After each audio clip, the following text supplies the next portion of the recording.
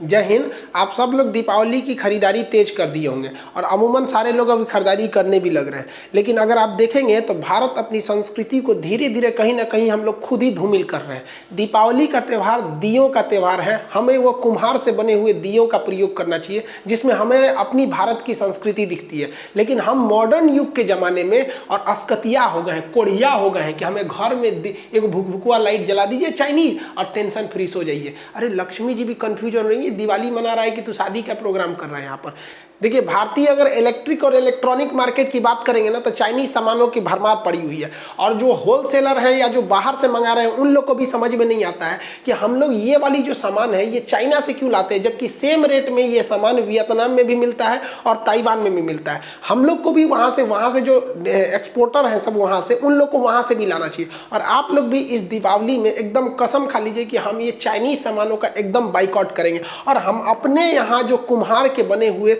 हाथ के बने हुए दिए हैं उसे खरीदेंगे। और याद रखिएगा, उसे भी खरीदते समय आप वरीयता दीजिएगा, डायरेक्ट उनसे खरीदिएगा जो ये बनाते हैं। आप बताइए ये बाबा लोग की मेहनत कहाँ जाएगी यहाँ पर। हम पहले सोचते थे कि त्यौहार में बहुत ज़्यादा खर्च हो जाते हैं, बहुत ज़्यादा पैसे खर्च हो जाते हैं, लेकिन जब गहराई से देखें ना तो ये त्यौहार ही है जो न जाने कितने लोगों का पेट पालता है।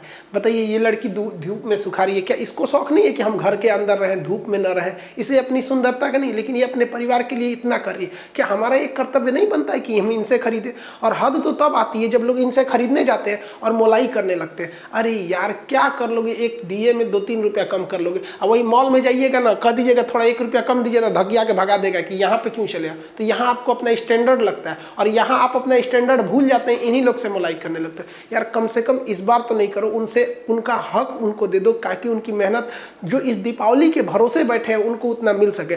और इस दिए से सर घर सजाइए भाई, इससे ज्यादा अच्छा लगता है। लोग आजकल दिए से अपने घरों को क्यों नहीं सजा रहे हैं? क्योंकि वो लोग आराम खोज रहे हैं। अरे दीपावली एक दिन आता है साल में यहाँ पर, और आज भी आराम खोजिएगा। दिए से जो घर सजते हैं वो बहुत ही ज्यादा भव्य लगते हैं और लगते हैं कि नहीं ये भारतीय संस्कृति के इतनी बेहतरीन, क्या झालर माली ये लुक दे सकती है। लेकिन नहीं, इसमें थोड़ा सा मेहनत लगता है। आप मेहनत क्यों करिएगा? दिवाली के दिन भी ना आपको सोना रहता है। हम लोग जब छोटे छोटे थे तो दिया, हम लोग के थोड़ा सा गरीबी में हम लोग का बचपन बीता, तो दिए वगैरह बड़ा कम थे। तो हमारे घर के आगे स्कूल था, तो वहाँ जब दीपावली के दिए जलते थे ना तो हम लोग बर्तन लेके जाते थे ना, दिए में से ना वो तेल निकाल के लेते आते थे और अपने घर का दिया रात भर जला के रखते थे, बुझने नहीं देते थे उस वक्त भी। और आज भी अगर ऊपर वाले ने दिया तो आज भी हम लोग झालर मारा नहीं लगाते, यही दिए को ही लगाते हैं। और ये चीज़ तो कभी भूल ही नहीं सकते हैं कि इंसान के पास अगर पैसे आ जाए तो अपना घर झालर मोती से लगाने लगेगा और अपनी संस्कृति भूल जाएगा। भाई पैसे अलग चीज होती है, संस्कृति अलग चीज होती है। आपका घर जब भी भव्य दिखेगा तो ऐसे ही दिखेगा। तो प्लीज आप लोग कोशिश कीजिए कि इससे हम लोग दिए को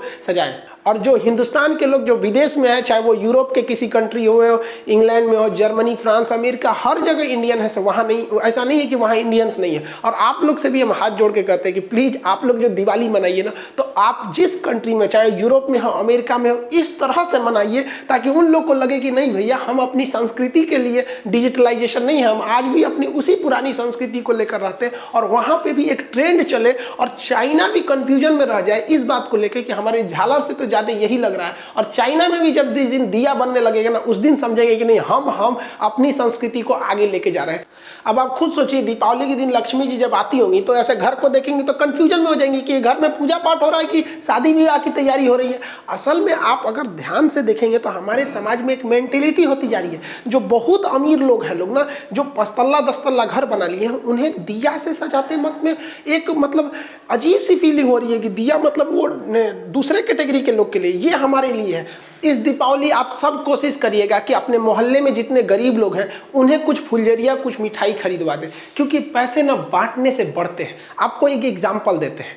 हम ये अजीम प्रेम जी विप्रो कंपनी के मालिक हैं। इनके पिताजी थे मोहम्मद हसन प्रेम जी थे। जब देश का विभाजन हुआ ना तो मोहम्मद अली जिन्ना जो पाकिस्तान के थे, उन्होंने कहा कि मोहम्मद हसन प्रेम जी आप भारत छोड़ दीजिए, आप पाकिस्तान में आ जाइए, क्योंकि विभाजन हो गया है, बहुत से लोग उधर से यहाँ चले हैं, आप भी चले आइए। इन्होंने उसको ऑफर ठुकरा दिया। उन्होंने कहा कि अगर आप पाकिस्तान आ जाएंगे ना तो हम आपको यहाँ का वित्त मंत्री बना देंगे, फाइनेंस मिनिस्टर। बावजूद इसके इन्होंने इस ऑफर को ठुकरा दिया। उन्हीं के बेटे हैं अजीम प्रेम जी। आज आपको विश्वास होगा, ये पर दिन, हर एक दिन ये 22 करोड़ रुपए दान देते हैं। 22 करोड़ रुपए दान देते हैं। हमारे देश की विप्रो कंपनी, इन्फोसिस, टीसीएस, ये इतनी जबरदस्त कंपनियां जो अमेरिका के सॉफ्टवेयर कंपनियों को टक्कर